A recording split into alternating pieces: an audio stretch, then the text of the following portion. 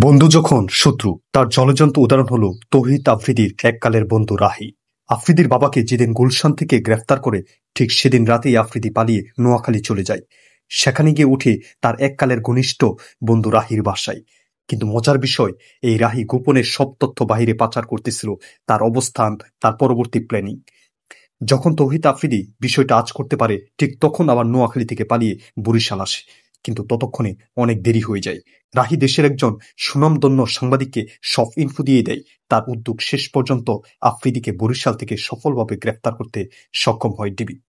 সবসময় একটা কথা মনে রাখবেন, এই দুনিয়াতে কেউ কারো না।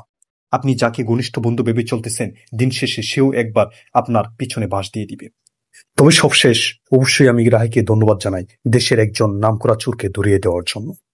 তবে আমরা এই জিনিসটি থেকে একটি শিক্ষা নিতে পারি আমাদের জীবনে, যে এই দুনিয়াতে কাউকে অন্ধভাবে বিশ্বাস করবেন না। আপনি যাকে ভাই ভাবছেন বা বন্ধু ভাবছেন, সেই এক সেকেন্ডে আপনার পিঠে ছুরি বসাতে পারে।